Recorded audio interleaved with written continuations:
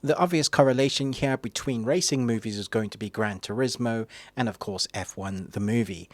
But if you do that, you're going to miss out what this movie has to offer. Is this one worth checking out, or is Gran Turismo the better film? Let's talk about it. A Formula One driver comes out of retirement to mentor and team up with a younger driver. Joseph Kosinski is fast becoming one of my favorite directors too. Every time he comes out with a new film, I'm going to be there at cinema day one. Because I love Only the Brave. I feel like that's a very underrated film. Very well put together, had emotional and heart and fire tackling like I've never seen before.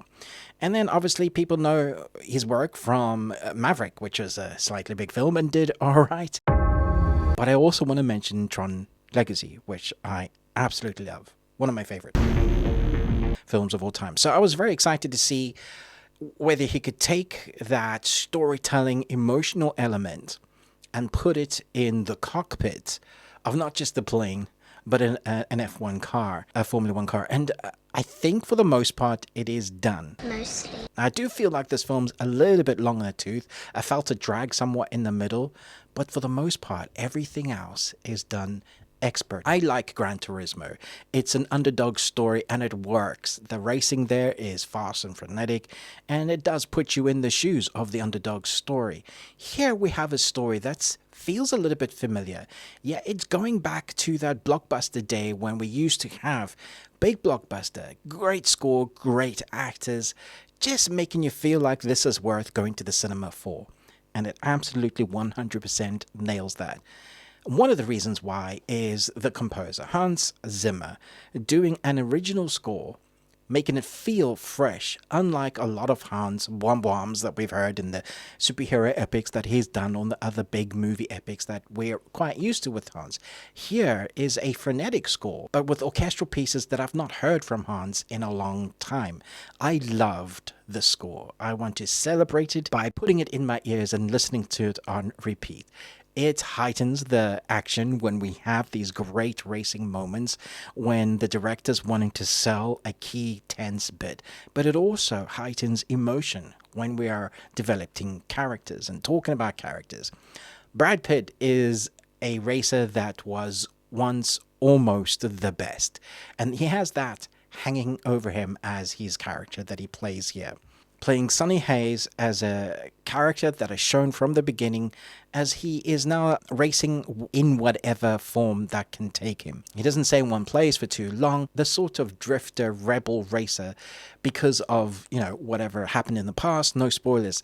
And then we get the young Damson Idris playing Joshua Pierce. He's going to be one to watch for definite. I like what he brings to the table here. Now, this film would have been fine with either of those protagonists leading the film.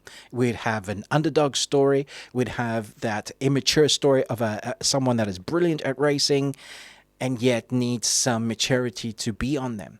And that's where this film kind of complements each other, where we have our two main protagonists, our two main stories, and the butting of heads and then the forming of the team. Something that this film does better than I thought that Gran Turismo does is we rarely get to see the ins and outs of what it means to be a Formula One racer. Not that Gran Turismo didn't do that, but here I felt like it came away with knowledge that I didn't have before, and yet it wasn't ever trying to teach me. It was just as part and parcel of what they go through, changing tires, why they warm up the tires the way they do, the different sets of tires between the warm and the hard ones, when to take a risk, when to stay out, when to look at the science and go back in between changing your tires and change up the car. What happens when you do something and you get a penalty for it? There is so much that goes into this movie that is just a part of the racing vibe. And so if you knew nothing about racing, you would come out with this film with somewhat of a bit of knowledge. That's not to say that you need to even enjoy racing movies to enjoy this film, because at the heart of it is Brad Pitt's character, who comes at it from, he feels like he's done and dusted. He's the old guy in a young man's sport. And then that young character who is so good, has talent for days, and his character that he wants to get the win, but not just because he just wants to get the win of the fame or the glory, but he wants to prove to himself that he should be up there contending for the best. That is what the heart is, when we get character defining moments where we aren't in the cockpit of the car. I don't know why I'm saying cockpit. I just like that correlation because it feels as fast and frenetic and chaotic. The filming of the cars is where this film shines 100%. Everything that we get to feel inside of the car, on the side of the car, through the tires. You know, think about all the best filming moments from the car movies that you've seen, and then stick them all in this, and we get all the angles. I don't know if it's as creative as I wanted it to be, but it does feel very much like you are with a Formula One race driver, feeling everything that they go through in ways that we've never been able to see. I don't know when's the last time you watched an F1 race, but those camera angles, what the cameras can do and what capture now with the cars or cameras inside the cars, we've come a long way in what we can see when we watch an F1 race. Here, though, it has a lot of that movie magic, really putting us in the breathing moments, what it takes physically. We get all of that. Javier Bardem plays Ruben Cervantes. I really liked his character as the guy that is trying to take his team from being at the bottom and bring it up to being something worthwhile.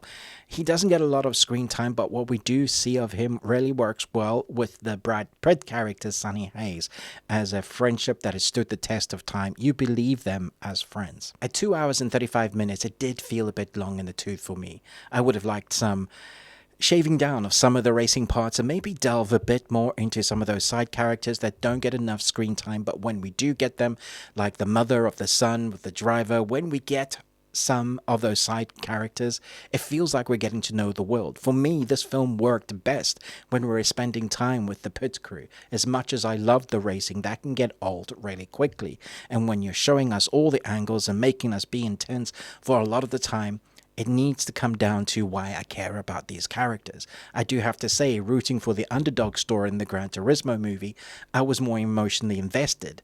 I don't think that is the better film. I just was more emotionally invested with those characters. Here, I was rooting for them, but I was just amazed at the craft of film that we get in this one, coming together the sum of all the parts between the cinematography, those camera angles that are just breathtaking and really heightens the tension, between the amazing score. It all comes down to a great summer blockbuster that it would be a shame to miss out at the cinema. I took myself. I was the only one that wanted to go watch it because the others raised their eyebrows at me and went, you know, it has a sort of stigma. Car racing movies can be boring, but think about some of those car racing movies that you've seen. I'd love to know in the comments, what are your favorites? There's Talladega Nights. I know a lot of people don't like that, but it's funny and it works as a movie. But if you're thinking about car racing movies, you got to talk about Days of Thunder, which is the old school Tom Cruise, Top Gun type movie, which apparently he's now making a number 2. I've mentioned Gran Turismo, but Ford versus Ferrari is another one. There's a number of racing movies that are actually damn good films. I'd love to know your top 3 in the comments below. Are you excited to check this out? If you've seen it already, what did you think? I'm going to give this 4 Nicolas Cages out of 5. I guess I was pretty horny. It's still a great movie. It just feels a bit long to me. Maybe you absolutely loved it. I feel like I was more emotionally invested in the previous car movie that I watched, Gran Turismo.